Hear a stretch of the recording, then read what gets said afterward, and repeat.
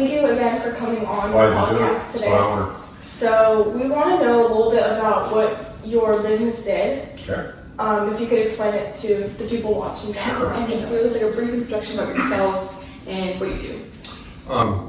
My name is Toney Fitzgerald. I'm retired now. Spent right at 50 years in the truck business, in the Class 8 Peterbilt truck business. Operated truck dealerships for a number of years across the United States. I started out in a family business, then went to Charlotte, North Carolina, Atlanta, been in Dallas, Texas for the last 24 years. And the first part of my career was operating dealerships. I managed several locations. The dealerships that I ran were in the excess of $500 to $600 million a year revenue. Had anywhere from 200 to 300 people working for me at a time. Lost my job in 2008, and that's what led me to start my own business. I had all these relationships with truck fleets and Peterbilt dealers and dealer principals, owners across the United States that I've established my whole career.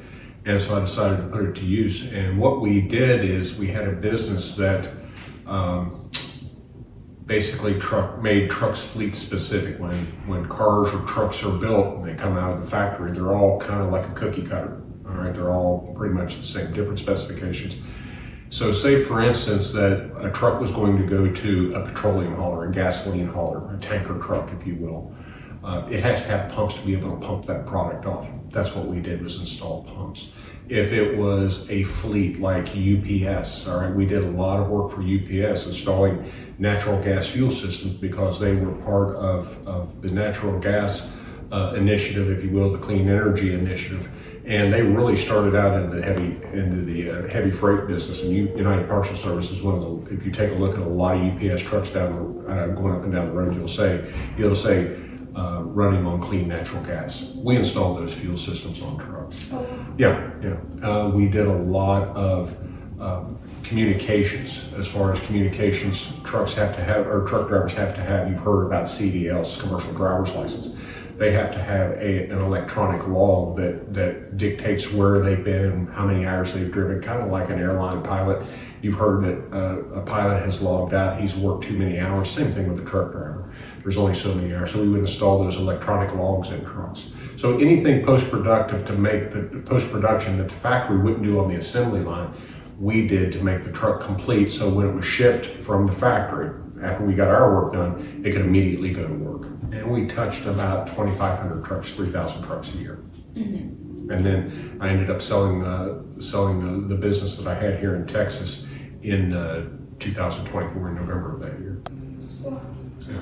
That's amazing. So what I noticed is that your trucking industry is so vital for the functioning of the world and making sure that everything's shipped wherever in a very efficient manner. And I think that's really amazing what you're coming Take a look, everything from the shoes you have on, the clothes you have on, the earrings you have on, the cars we drive, everything moves by truck. Just think about your Amazon packages that come. What brings them to the door? A truck. So the logistics of the world today are, most of everybody's warehouses are in trucks going up and down the road because it's so expensive to warehouse or do inventory stuff. So that's what is the term just-in-time inventory means. It comes to your doorstep just in time. So you don't have any carrying costs or any capital costs of having to inventory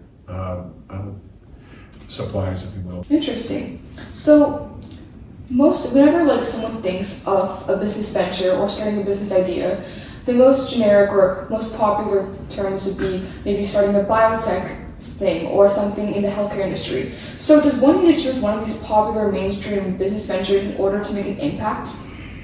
Not necessarily. We get into, as far as a certain specific niche that nobody's doing. When you talk about biotech, or you're talking about into the medical industry, you're talking about an industry that is very capital intensive. Okay, you're talking about the tooling, all of the research tooling, if you will, all of the stuff that it takes, that is millions of dollars, and specialized people to operate that. There's a lot of opportunity entrepreneur-wise to where that a person can start out reasonably low with little capital, if you will, and then build from there. So a niche is very crucial, something that nobody's doing. That is the real trick. If you can get a real, well, you know, I wish I would have thought about that, and then start doing research on that, on what's it going to cost to invest in, to get started into the company, the capital, the people. The people is very important. So, you know, we were very fortunate with that, but I had a lot of experience because a lot of my dealership experience bled over to the business I was in. I didn't give up the industry that I was in because I had so much experience in it. So, you know, anybody that's starting out, you know, if you're going to work for somebody, learn everything that you can. And then, you know, but you have to do what drives you. It has to excite you. Mm-hmm. You know, if you're an accountant, be the best accountant you could be. If you're a garbage collector, be the best garbage collector you can be. So, you know, that's what I would challenge anybody is that, you know, whatever that you choose to do it with everything you have. So you talked about like an itch for when you're starting a new business venture. Mm-hmm. So what was your itch for starting ProBlit, your company? Nobody was doing what I take that back. I knew of one company, and it was the largest company in the country, doing what we were doing with competitors of Peterbilt. What our niche was to have a manufacturing plant next to the truck manufacturing plant, so that we could utilize the freight that the manufacturer was sending to the end user. And nobody was doing it for Peterbilt and Kenworth, which are both owned by PACCAR, the parent company, and they're based out of Seattle. And I had a plant, I had started the plant in Texas, then I built a plant in Ohio next to Kenworth. And, you know, that was, nobody else was doing it. The leader of the industry that was doing it was not doing it for those two manufacturers. So I had a stroke of luck, if you will, that I had no competition. Right. So going into that, I think the fact that you didn't have like much competition as you were talking about before, that kind of helped you create your new business. But other than that, were there any other factors that came into play when you decided to make your own business rather than join something else pre-existing? I had been at the top in my career. I had been at the top of what I did. Ran the largest dealerships in the United States. I couldn't go anywhere higher up. And when I lost my job, it was in 2008, 2009, when things were down. This was an opportunity that I felt, you know, I think I can make this work. And I went in with very little capital. Everything that we had was paid for. I was very successful and was very fortunate that I was able to put a lot of money away, if you will, and invested my own money into this venture. So, you know, I really didn't have a choice. I had done everything that there was to do in my particular arena, if you will. This was something totally different. I would have my own business. It was kind of a unique niche. I had my own business. I had less than 20 employees. Was not that capital intensive. I didn't have to go into debt, and borrow a lot of money. So it worked very well for me. When you are the top of the company, you have to make a lot of decisions, I'm sure. Yes. So a lot of the time there isn't any one answer that's the best or seen as right. So what is your kind of thought process when having to decide? And I've been fortunate enough that I've kind of had a knack for making the right decision. I didn't make a huge amount of mistakes. Whatever mistakes I made, I learned from. Never made the same mistake twice, which is crucial. You know, obviously, you know, if you keep making the same mistake, you're not going to be around for very long. So, but I was. There's always some risk as far as what we were doing. If you're in business for yourself, it's a risk because, and the younger you are, the easier that risk is because you're young enough to rebound to something else. Okay, the older you get, the harder it is to rebound because you could lose everything that you have, everything that you've worked so many years for. So as far as making those decisions, and you know, it's a cliche that has worked for me my whole career. I mean, I basically, whether it's a spreadsheet or whether it's just handwritten notes, pros and cons, you know, and take a look at, you know, if I make this decision, what are the pros? If I make this decision, what are the cons? What are the negatives? How can I deal with the negatives, okay? How can I deal with the pros or the successes and increase those successes? So that's how a lot of my decision making came about, if you will. Right. So you kind of analyzed the pros and Yes. cons and then decided what was worth it most. Exactly. What was going on. And we're talking about a lot of decisions. We're talking about financial decisions. We're talking about customer decisions. We're talking about, keeping a relationship with your customer. We're talking about employee decisions because sometimes employees mess up and make big mistakes. And, do you fire them? Do you keep them? Do you make it a learning experience? Do you try to coach them? Is it a training issue that they didn't know what they were doing? So, there's a lot to analyze when you're going through that. Mm-hmm. And following up on that, obviously, making big decisions requires a lot of thought process on what's worth it and what's not worth it. Mm-hmm. And you made a big decision selling your company after 14 years. Yes. So going into that, what did that experience and other experiences before teach you on what to hold on to and what to let go? Interesting that you bring that up, and so many times, and it's a lot of friends of mine and a lot of colleagues that I've had over the years never can give up the company because that's everything, that is their life. I've got a really good friend of mine in the Northeast, and he's 90 plus years old, still working every day. And I'm asking, why? He tells me because his wife will not let him stay home. But there's more to life than work. For 40 to 50 years, I'm up at 6, I come home at 6 or 6:30. So, it's 12-hour days every day, 5-6 days a week. And that's just, that has been my culture from day one. But there comes a time, and what you have to analyze as far as selling the company, you were asking about how did I know it was time. Anytime somebody has their own business, okay, there's one thing that they have to make sure is in place is succession. All right. Here you've got people working for you, you've got families depending on you, you've got customers depending on you, you've got an entity. It's kind of like a human being, if you will, is that it's alive. All right, it generates, it makes a profit, it establishes a livelihood for people. And what happens if I decide I don't want to do this anymore? Because we all, at some point in time, whether, it's just like, y'all are young, if you've dated, you may not want to date this person anymore. The same thing with working, okay? I may not want to do this anymore. In my personal situation, and when we started the company, and I had a business partner that I had given a percentage of the business to, he used to work for me. And he and I were a fantastic team. As a matter of fact, he's still working for the company that bought us. But I had sold part of our operation, the Ohio operation, in 2019. The company is Berkshire Hathaway, Warren Buffett, if you will, and one of his companies. And I had known the president of that part of his company for a lot of years. And when we sold them in 2019, that was going to be my exit plan, all right? Because I don't have a succession plan. So many times, owners and entrepreneurs assume that the kids want to be involved. Well, I've got 2 special needs kids, so that wasn't going to happen. My daughter had no interest in the company. So going into it, I had an exit strategy from the start. Either I was going to sell it either to an outsider or to my partner.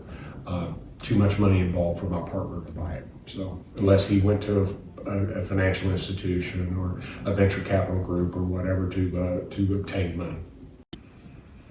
Yeah, so I think like the main crux of that was having a work-life balance and understanding your different priorities in life help you make a decision in either one of those fields. Right. I don't regret it.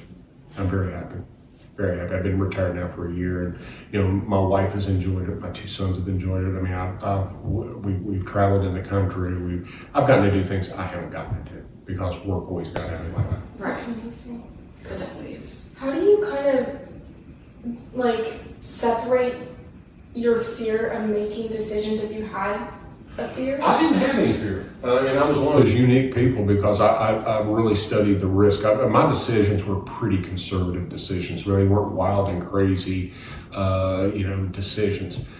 The one thing I always leaned on was doing the right thing.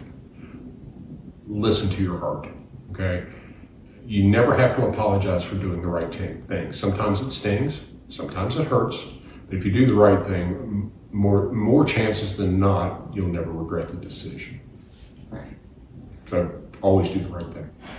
And when you have such a big company, obviously you're going to need help. You're going to have to find people that can help you Absolutely. and work with those people. So when you're looking at job candidates, were there any specific skills that stood out to you more? And would you say that these days business leaders look for different skills or maybe newer skills? The one big, anytime I was hiring anybody from entry level all the way to high level, if you will, was longevity. And lots of schools of thought of that. Is this person, was he just kind of hanging on? I look at, was he able to climb the ladder? Okay, was he able to move to different positions in the company? If he stayed, if he was a job jumper, I really wasn't interested because, all right, I'll let one or two of those slide. Okay, but if it's every couple of years, then there's a problem with the candidate. So that looking somebody in the eye and having that discussion with them one-on-one meant a lot to me. And if I felt that he came along with some great recommendations, all right, and I knew who the person was, or I knew who he worked for, that I could pick up a phone call and say, hey, what do you think about X? That's how it always worked well for me. But the big thing with me was longevity, as far as being consistent, if you will. So having long-term relationships with people who are applying for a position definitely helps them with their chances of getting in because you have a more of an emotional connection with them and you can trust them. Absolutely, absolutely.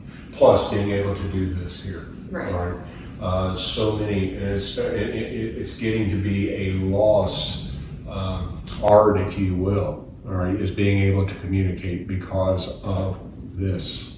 This is the Antichrist as far as I'm concerned. A great tool, fantastic tool, but everybody is so addicted that they cannot have an intelligent discussion back and forth. I can't see what's in your mind because you're distracted looking at this, right? And so many times I always had meetings that everybody had to put their cell phones in the middle of the table and turn them off.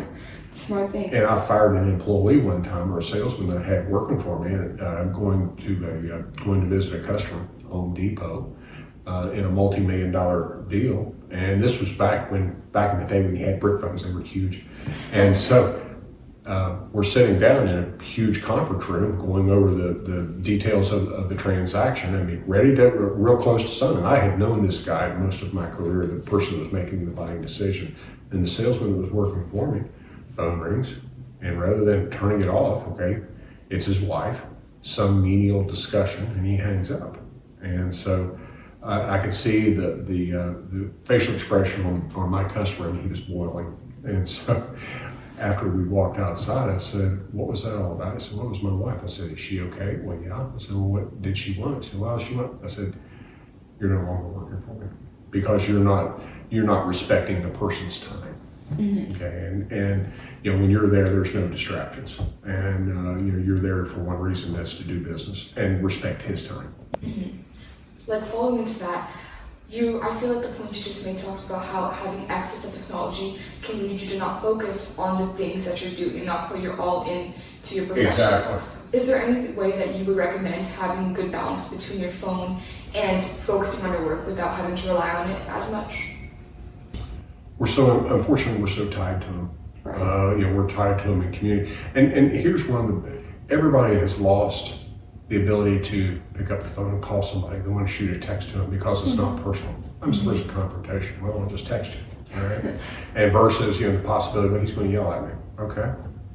You see what I'm saying? Yeah. And he's going to be mad at me. He'll get over it. And, let's move on. But people don't communicate like this anymore. Or you'll get an epistle of a text. Well, do you think I'm really going to waste 10 minutes of my time looking at this text that's this long? No. Yeah. Because you're spilling your guts out on a screen or on a keyboard versus having a discussion where that you can defend yourself. I mean, I'm sure even telling your ex-worker that was it a little bit difficult for you? Not at all. Not at all? Not at all. Because now, let's take a look at something. Okay, this was back 25 years ago. So cell phones were kind of a new thing back then. And it really wasn't accepted to, answer the phone in a meeting. And so, not at all, that didn't bother me at all. Today, okay, yeah, but I would, the phone rules that I expect is everybody shut off. Right. All right, when you're in a meeting like that, shut off. I bet like throughout your working career, you kind of had different positions and you kind of got to know more and more skills that were needed. But I feel like a lot of people think that people listen to those just because they are above you or are in power. How did you kind of distinguish yourself from people like that? Great question. When I owned my own business, I had no title on my card. I wore a work uniform. I had dressed up in shirts and ties and suits my whole career. And I looked like a technician. All right, I mean, I had a work uniform. And so many times that I was flying back and forth to Ohio all the time. I was ranked executive platinum on American, and I would get discounts at the airport at Starbucks because they thought I was an airport employee because they had no idea. And I really tried to downplay. You always have to respect the position. You don't have to respect the person, but you have to respect the position. And I always tried to communicate as if I were in their shoes because I had been in their shoes. I had started out selling trucks early in my career and worked my way up to executive management. And I never forgot where I came from. And as long as you come across where that they'll respect you because of the position, hopefully they respect you as the person because you haven't belittled them, you haven't degraded them, you've talked to them as a human being, if you will. So. Yeah.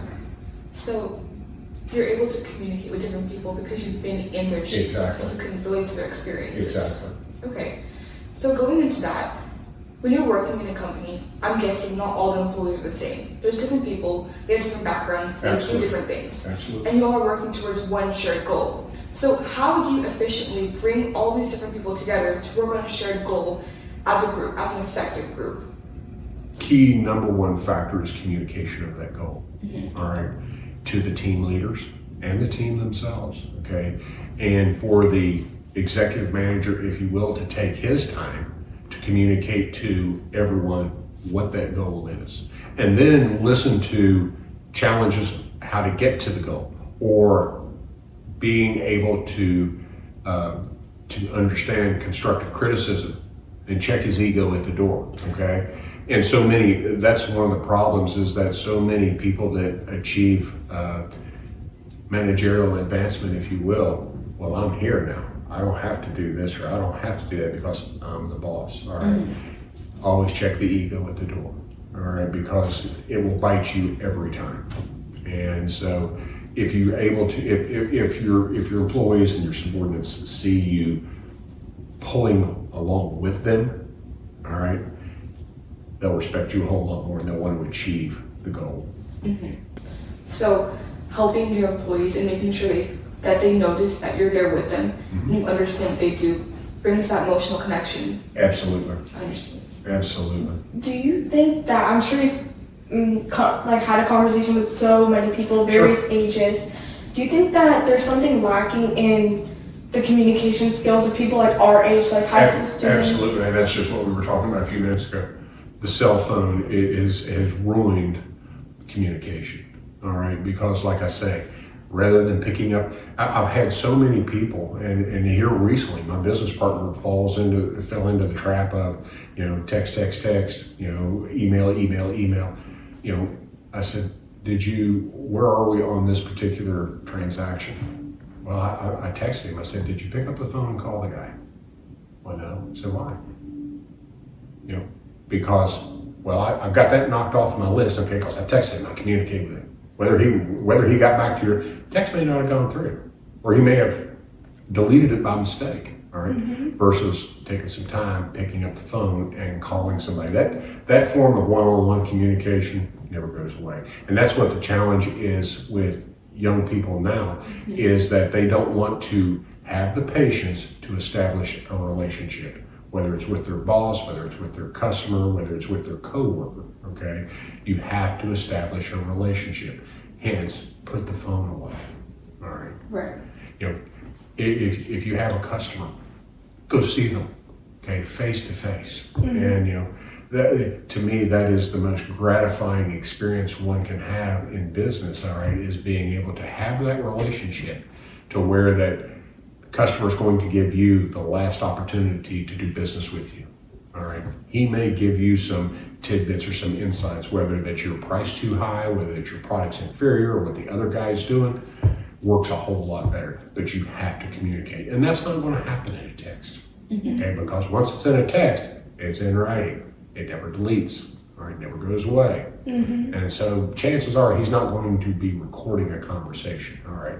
So, you know, you've got to establish a relationship where he feels comfortable doing business with you or dealing with you. No, I agree. Nothing beats a face-to-face conversation. Absolutely.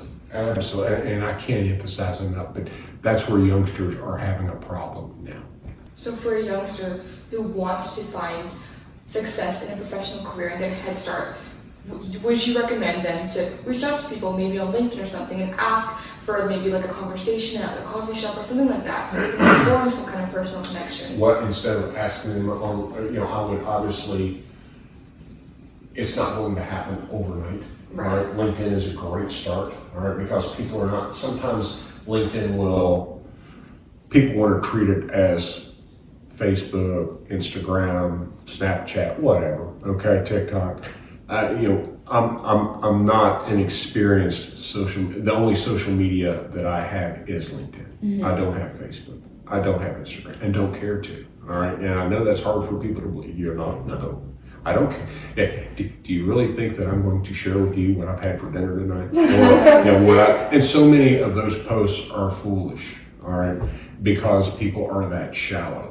And, you know, to me, I really don't want people knowing my every move because, you know, that's personal. But LinkedIn, it being a business network, if you will, great way to start, establish a connection, gradually, if you will, you know, work into some texting. Hey, I'm such and such, you know, I know we're a connection. What can I do to help you? You know, I'm working for this person. I'm with this company. What can I do to help you today? Great story that I've got, and it's an individual that lives in this neighborhood, and he's a close friend of mine. And he took the attitude, and he was a senior executive with a large accounting firm, and a partner, if you will. And you know, one of the things that I asked him, I said, you know, how are you so successful? He said, well, my boss would come into work at 7:30, so I would be at work at 6:30. And right before 10 minutes after or 15 minutes after he got there, I'd walk into his office. What can I do to make your job a little easier today? Wow. And before, you know, he would stay there 30 minutes after his boss had left for the day. And before he left for the day, he would walk in, before you go home, what can I do to help you close your day or close your week? And he said, you can't believe the respect that gave me. Number one, everybody thought I was a brown nose, but I was genuinely interested because I could learn so much, because that superior would pass tasks down to me that were important, right? Because he knew that I could finish the task and do it properly. So building a truly emotional and in-person connection is one of the most meaningful things you can do. I agree, but now let's don't read too much into that emotional connection, because you have to understand it's a business connection. All right, business is business. And so many people get confused, they get their feelings hurt, all right, because they think, hey, I thought we were friends. You know? Right. And, you know, always understand, business decision wins every time, okay, to do the right thing. And, you know, it is a fine line to know the difference. So you mentioned that you're not a huge fan of social media, right? No, and that's me personally, okay? But I know that like a lot of people, like, it's really rare to find someone like you that isn't on social media. So everybody's online, using their phones, connecting that way. What do you think is the best, like where's the best place to be or best things, kind of activities to do to meet people that can help you with business connections, networking, etc.? The ones that I have found, if you can find organizations that, and a lot of organizations will have social meetings, if you will, or they'll have seminars, if you will, go there where that you can one-on-one meet people, because everybody takes a break, all right? Everybody has a lunch. Everybody will, and y'all are not old enough yet, but everybody will have a cocktail hour, or everybody will have some form of time, if you will, to be able to mingle and to network, all right? One-on-one networking, in my opinion, is as good as it gets, really is. So go to these one-on-one events, meet and greet events, Yes. networking events, community. Okay, yeah, Yes. that makes sense. Yes. Then that way you first of all, you see the person, you know what they look like, you can pick them out of a crowd, all right?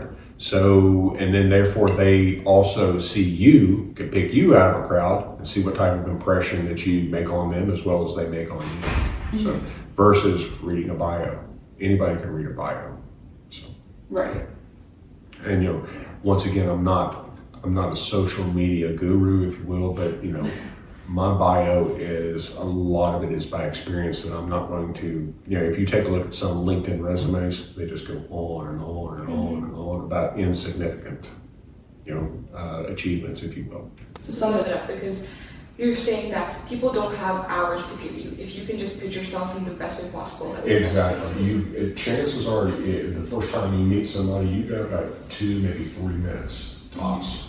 If you're at an event, okay, a social gathering, if you will, you got 2 or 3 minutes to be able to sell yourself, all right, or to make yourself known, all right, without being obnoxious, and that's critical. And chances are the person that you're trying to get to is, I remember those girls, all right, nice people.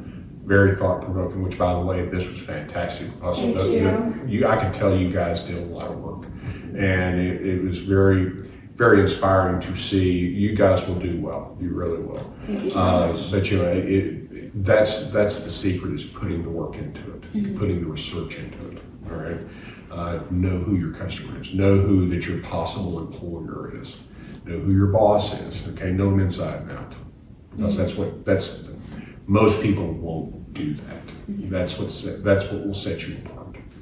So it's like kind of going the extra step, and that can kind of differentiate you from other people. That's correct. Which can therefore lead you to higher places. That's And going into that, when you want to bring yourself forward in the career ladder, I'm sure a lot of self-advocation has to happen for you to be comfortable enough to state what you want and your boundaries and stuff like that. So do you have a specific mindset, or do you know from mindset that helps one or someone self-advocate while not feeling uncomfortable? You have to be very, very, there's nothing wrong with confidence. Right. All right. There is something wrong with bragging. There is something wrong with look at me, look at me, look at me.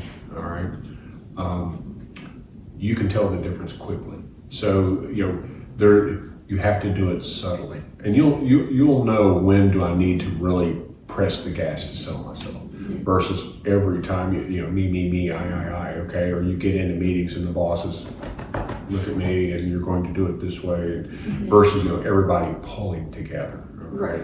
Micromanagement is the worst thing that can happen. If you micromanage, why do you need employees if you're going to do it all yourself? You see what I'm saying? And I don't care what anybody says, you can't do it all yourself in a business. You have to depend on people, and you have to work with people. So it's kind of having the right balance of confidence and also just being a good person. Just being a good person. But now, make no mistake, okay, just because you're a good person doesn't always make you a winner. You have to have some drive, all right? You have to have some confidence. So when you push those buttons. But you just don't have to because I have seen a lot of people that just want to brag on themselves and what they have done. And sometimes silence is good. Sometimes less is more. So. Silence can be the loudest language sometimes. Yes. And I bet even though you did have people to help you, and you were still working long hours every day. Every day. And right time is along money. So. In the 14 years I owned ProBlit. I never took a sick day off. Wow. Yeah, never did. Then what is, like, how structured are your days? And I'm a pretty structured individual, and it's how I operate is that, you know, every January, okay, at the first, and even being in retirement, okay, I'll have a list of items that I want to achieve for the year. Yeah, wow. And write them down. And everybody says, well, I know you. If you take the time to write them down, or you know, type them on a Word doc, okay, or a Post-it note in your computer, and be able to go back and check those items off once you've accomplished the task, you've achieved something. Right? It's kind of like a crude analogy when we were kids growing up, and you know, your parents forced you to make your bed because you've achieved something. Mm-hmm. Okay, you've done something for the day, and whether it's insignificant or not. All right, but to this day, I mean, I can go on my phone right now. And I've got 6 items that I want to achieve this year. Last year, I had 7 items and achieved 6 of the 7. First one that rolls into this year is the one I did not achieve. So I prioritized them. It wasn't a deal breaker, but anytime that I was in business, I would always prioritize my items and have a to-do list for the year, okay, and kind of have a self-evaluation quarterly, if you will, monthly, however, weekly, daily, and you know, the more tasks that you have, okay, you might want to break those down into daily, okay, my to-do list for the day, and if you're structured like that, you'll be able to accomplish a lot, because remember what I said, time is the only asset you can never get back. Mm-hmm. Never. You can get money back, you can get cash back, you can get people, you can hire people back, but time, once you lose it, it's gone. so you're constantly achieving things, constantly learning. That's amazing. So what are some of the habits, like daily habits, that stuck with you, even from your first job? That kind of propelled your career. Sure. And you know, whether it was, you know, from being a salesperson, if you will, to a manager, I did a lot of management by walking around. Mm-hmm. All right. I could be able to walk into any business and see a weakness. All right. And, you know, talk to the person that was working in that area and say, what do you think about this idea? And get their input, if you will, because they're doing it every day. Mm-hmm. You know, the manager or the boss is not on the front line every day. You know, talk to your employees, talk to your customers that may be in your business, if you will. All right. But I did a lot of management by walking around and observing. And you can't believe what you learn from that. Right. So this is a very fresh perspective, because what I'm taking away from this is that you have things that you do on a daily basis, such as managing in a way that puts you in the environment with the people you are managing. Exactly. They see you. Right. And you also have a very long-term to-do list, considering that it takes up the span of a year. And I feel like most of the times when you're looking at planners or ways to plan out your life, it's very short-term. Exactly. What's in a week? And hence, that's what the challenges are of using the phone. Mm-hmm. Okay, is that everybody wants to text and get an immediate response because that's the way we've all been programmed. Somebody sends you a text. If you two send each other a text, well, 5 minutes later, well, I didn't get it. They didn't reply back, and let's be mad. And you know, that's not the case at all. Okay, you're playing the long game, if you will. Right.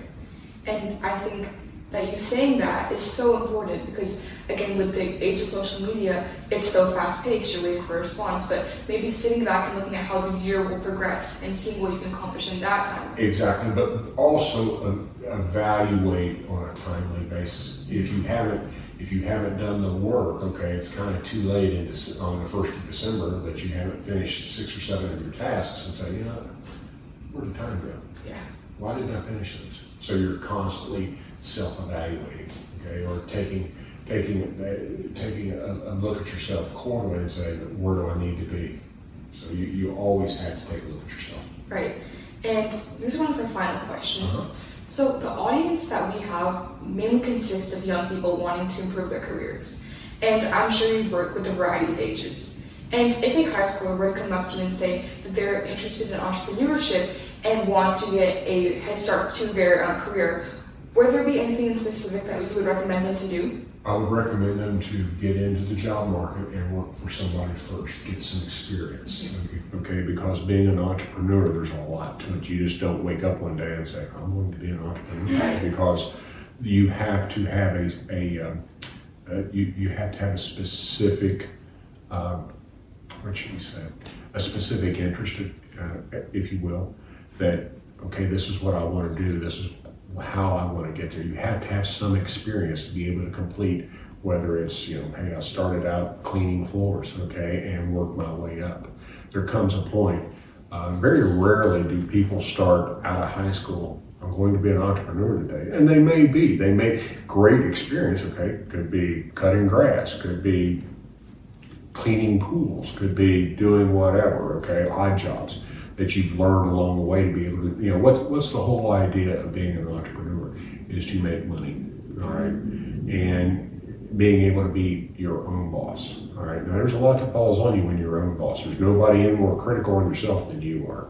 So you have to keep that, but my recommendation is I would go to work for somebody else, learn a specific trade, if you will. Yes. Learn a specific task, if you will, and learn what the ins and outs are, learn what the ups and downs, the mistakes, okay, how to fix those mistakes, okay, what is involved, okay, and being an entrepreneur, it takes A, dedication, it takes B, money, all right, and it takes C, people, all right, that believe in you, and that want to, and the big challenge about having a small company is that you can't offer, as a small company, you can't offer the benefits that the larger company can. You can't offer the insurance. You can't offer the matched 401ks. You can't offer the 6 weeks of paid vacation a year, because it's expensive. It really is. But and that's the downside of being able to recruit people, because companies are able to offer those, and that's security for that person. So my recommendation is I would be working for somebody else first to kind of figure out what I want them to do. Is there a way that you think that the best way that you think high schoolers can get a job that could help them in the future in the business field, entrepreneurship field? And what do you think are some traits that would distinguish an individual from the rest? Because it's so competitive now. You gotta outwork everybody. Okay? Your work ethic is everything. If you outwork your competition, you'll succeed. No, and that's one of the things, nobody outworked me. Nobody outworked me. And I did whatever it took to finish the job, to make sure the job was done properly. Yes, there is a work balance. Okay, I was not a workaholic, pretty close, but I was not a workaholic where that I was gone from home. I had special needs sons. My wife was fantastic. She was a stay-at-home mother. So all the income requirements, the college tuitions, the private school tuitions, the weddings, all that fell on me. And so, that was the sacrifice that we had to make. I did not take weeks of vacation a year. I was lucky to get a week here, a week there. 2 weeks was max a year. And, because I couldn't relax on vacation knowing that there were things brewing, challenges. People would always get a hold of me because they knew it would get done if I was involved. And that's what's important, being reliable. Yeah. I think based on that response, you've kind of talked about the soft skills you can have and the more, technological skills you can have. Like, for example, soft skills would be trusting yourself and making sure that you can rely on yourself to be your own boss by having accountability within yourself. And another thing is the other than soft skills, reaching out to people and shadowing. Yes. So, if I were to go to a company, an internship would be fantastic. Yes, definitely. If you get the opportunity, especially, and I'm assuming you guys are going into the next level of education for college or whatever, and there are lots of companies that are looking for, take advantage of the intern program, because then you get a feel of what you want to do. Right. I venture to say you probably don't have a clue what you want to do. You got an idea, okay, but you don't have a specific, I want to be an accountant at 18 years old, 70 years old, okay? So, college internships are a fantastic way to figure out, this is what I want to do. Or some derivative of this. Right. I think like you can't ever really make a decision unless you know what you're going into, and that's why experience is so helpful. But you better like what you do, because you're going to spend over a third of your life doing it. Mm-hmm. You spend a third of your life working, you spend a third of your life sleeping, and you spend a third of your life with your family or your mates. So you better figure out what you want to do, because you're going to spend a lot of time doing it. You'll spend more time working than you will not working. Do you think that free courses, there's so many of them online, would be useful if, like for high schoolers, we're unable to get an internship sometimes? Do you think I would say so, yeah. I don't know about, because I don't know what's online as far as going that route, so I couldn't vouch for it, if you will. Right. But if there's, you just have to be careful and weigh it out. Mm-hmm. And don't, if it works, it works. If it doesn't work, don't be afraid to move on. Mm-hmm. I think from this, our audience has been able to take away so many soft skills, so many transferable skills that are so important in multiple industries. The one thing that I have also seen is that one needs to take a look at skills where that one of the challenge, the big thing back in the day was being a software engineer. Well, AI is going to kind of take that over. Mm-hmm. You need to look at skills that are not going to be driven so much by AI, okay? Whatever that skill may be. Mm-hmm. And, because I don't think that those are the skills one needs to focus on. And, especially the vocational skills that are out there. And I'm not looking, so I don't have that much experience, but I would be looking for something that is in high demand, that is going to be relatively AI proof. Is that what you did when, I know that obviously AI has become a huge thing now. Right. But did you do that when you were kind of choosing what you wanted to do? I grew up in the business that I'm in, all right, and so I was fortunate. I went back to, we had a family business, and then we had to close the business because of the recession in 1980. When I went back to school, I've got a degree in both management and accounting, and then I went to work. I grew up in West Virginia. I left there, went to Charlotte, North Carolina in 1984, and was in Charlotte from 84 to 97, was in Atlanta from 97 to 02, and I've been here ever since in the industry that I'm in. So I've spent my whole career in the industry, know a lot of people, able to network with a lot of people, and the relationships are invaluable, still close to them to this day.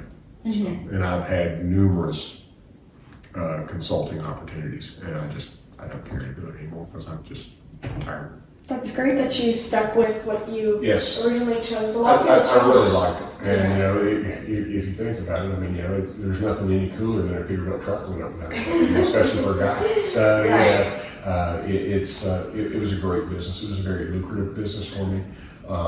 It was, when it was good, it was really good. When it's tough, it's tough, just like anything else. Right. But I was very, very fortunate and very blessed to be able to be compensated well for what I do. I'm not too familiar with the trucking industry, but during the course that you were running the company for, were there any huge challenges that made you kind of have to reevaluate the strategy that you had? Economy was a whole lot, and there was, because in the truck business, typically it was so cyclical. You used to have 3 good years, 1 bad year. You always had to gear up for the bad year. And but here in the last 15, 20 years, okay, the good times were a lot better, or a lot longer. The good cycles were longer than the bad cycles were. It was really, like I say, hardest thing with, just like with any profession, is people, finding good people. And those traits that I expressed to you, that if you do those and do the right thing, you'll never have a problem finding a job. So it's a great industry, and was very rewarding to me. So that's amazing. Yeah. To wrap it up, do you have any final words of advice to our audience about how to propel their journey, how to be successful in business, things of that nature? Outwork the other guy. That's it in a nutshell. outwork the other guy, because it's a competitive job market out there. Be good at what you do. And once again, and here's another thing that I wanted to share with you, and thanks for bringing that up. Kids now, and not necessarily kids, but from millennials down, have a real hard time accepting responsibility and admitting when they make a mistake. Right. It's okay to say these 3 words: I am wrong. Okay? I messed up. And so many people want to deflect and try to blame somebody else, or it's not my fault, or I didn't do that, when blatantly they did. Right. All right. The quicker and I've always been, the one thing that I've learned is that I've always been successful with, the quicker that you admit a mistake, the quicker that you can fix the mistake, all right, and make it right. And the person that you're dealing with, whether it's your boss, whether it's your customer, or whomever, everybody makes mistakes, okay? That's the trick, is being able to fix the mistake quickly. I worked for a real successful guy in Atlanta, and he had a plaque on his desk, and they had these words: under promise, over deliver. Think about that for a minute, okay? Whether it's politics, whether it's car salesmen, whether it's whomever, always want to try to tell you how great something is, and then they don't deliver. All right. But if you under promise and over deliver, okay, that goes a long way for you. Okay? If you do more than what you say you're going to do, all right, give it just a little bit more, and that's a big difference. Everybody wants to do the bare minimum. I'm done. Remember what I told you about my friend? Always outwork the other guy. So if you do more than what you say you're going to do, if you under promise, if you tell them that you're going to do less but you give them more, it's a win-win for everybody. That's such a beautiful quote. Under promise, over deliver. You'll have to tell yourself 3 or 4 times. Okay? I definitely will. Yeah. These words. Under promise, okay? Yeah. It means that you're going to do more than you said you were going to do. And that might be the easier way to be able to think about it. Right. Under promise, over deliver. Definitely. Well, thank you so much. Thank you. Thank you. You guys did a great job. Thank you. And you guys will do well. So anytime that you need any advice from an old guy down the street, give me a holler. Thank you. We definitely will. Again, thank you for being on this podcast. I think our audience has had so much information just thrown out there, and they're definitely going to take some time to process the vital and such valuable information that you've given them. Sure. They're not used to it, and it's so basic. It really is. It's so basic, and the things that I've said, do the right thing. But it's something that's not been talked about a lot, and that's why it's so important. It's not politically correct. It's everybody wants to use the buzzword, okay, versus use just use what's in your heart, and so You need someone that can actually take a step back and see what's going on. It really, if there's anything I can share, one more thing is that's what takes courage, is doing the right thing. Sometimes it hurts to do the right thing, and but you never have to apologize for it. Right. That's a wonderful way to end. For sure. Yeah. Thank you again. Guys, thanks. Appreciate you. Yes. Thank you.